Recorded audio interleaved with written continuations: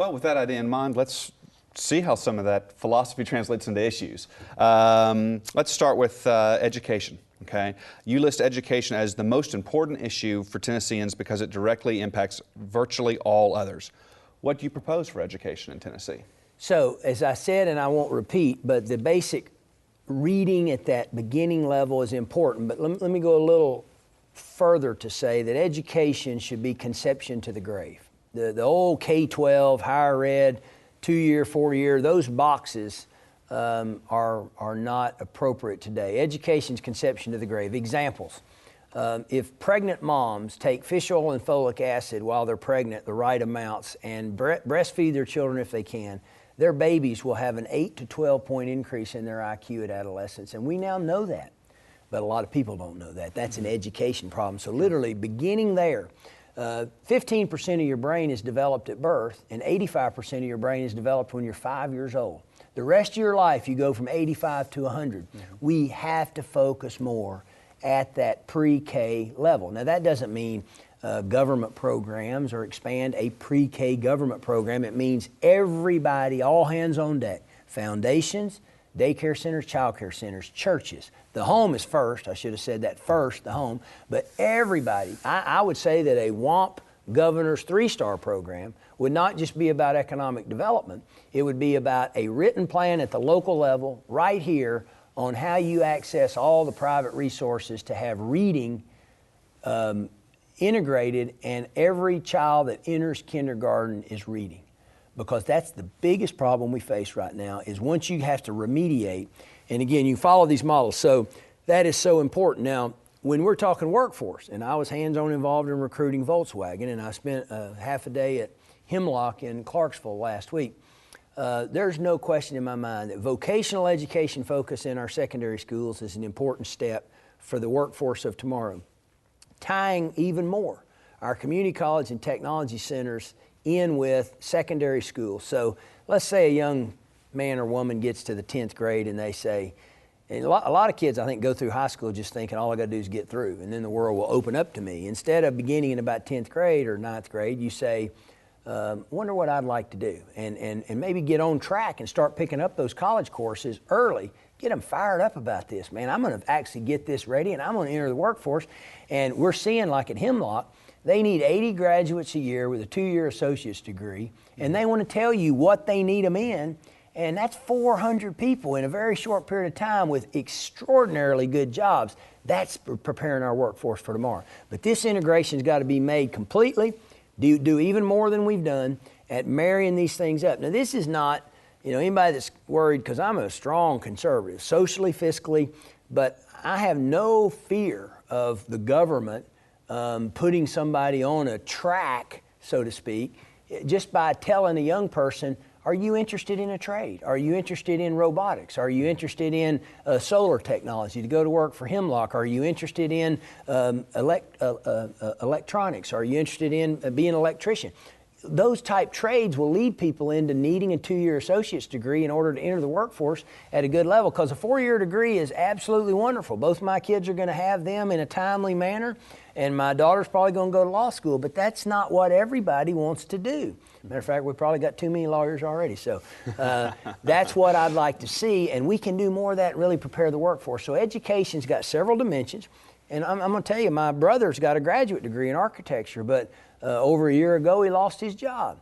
He looked for a job for months until he had to move. He is now, with a graduate degree and 20 years experience as a licensed architect, he's not even in architecture anymore. So education to him is not what happened a long time ago. It's whatever he needs today to survive.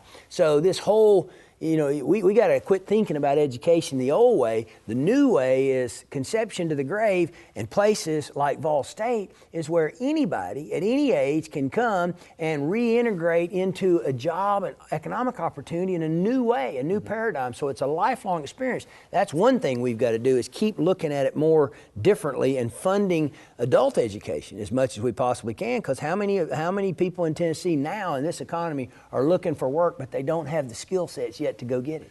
Well, that was going to be my follow-up question. I was talking about this in terms of a cradle-to-grave system. What would you suggest we do for adult education or non-traditional, so that group that is 25 and older?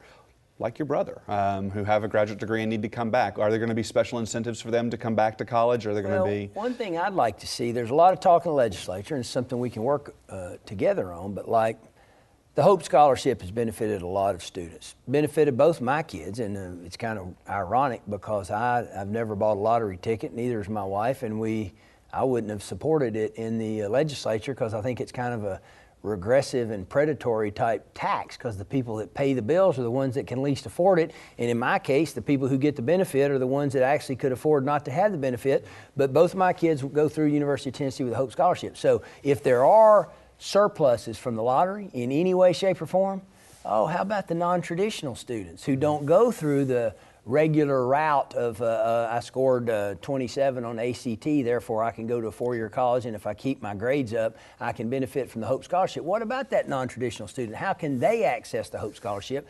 There you go right there on addressing one big need, is giving them financial access to our schools all across the state, and any school in this state. That's one big thing. Now, my brother is an extraordinary circumstance because he's got that graduate degree. He's probably not going to go back necessarily. He has switched over into the security industry, and he's learning it on the job. But if he did decide to take on any kind of a trade, he would want access to come back and retrain himself, even with a graduate degree. Okay. Well, how do we make these things happen? How do we bring adults and regular traditional students into college without dramatically raising tuition? Well, I think one thing is, at least everything I read, see, and hear, is that President Obama is going to have an agenda that's going to really help community colleges across the country. And I don't support a lot of what's happening in Washington, but I think that is a really good approach. It was kind of like President Bush coming out and supporting rural health care centers. It surprised everybody when he decided that was going to be a big priority, but man, that was a smart thing to do and a necessary thing to do. We had shortages out there. So here, I think Obama's on the right track to really make a high priority out of community colleges and to try to make more assistance available. But anybody that's running for governor would be kidding themselves if they start talking about additional revenues right now. As a matter of fact, it's the other way around. Unless things change economically dramatically, we're going to still face some real difficult budget times. Governor Bredesen has rightly tried to protect K-12 education from budget cuts, which put most of the education cuts on the burden of higher education. I know as a parent how that works. 1 year short, they raise tuition. Next year short, they raise it commensurately. That's the way it works. Right now, that is the only safety valve on funding higher education, is tuition increases. We have to stay on that path until we have some relief, both economically and maybe some savings. Governor Bredesen's probably going to reform higher education next year. They say there's savings there. We will see. I've seen reforms before that maybe brought about more efficiency without the savings. I hope there's savings, because that could actually be plowed back into ways to help students attend college, and certainly two-year associate's degrees. But that is a challenge for us today. And I think candidates need to be careful not to make promises that they can't back up right now, because in all likelihood, this government austerity and cuts are going to continue well into the future until you see the U.S. economy improve.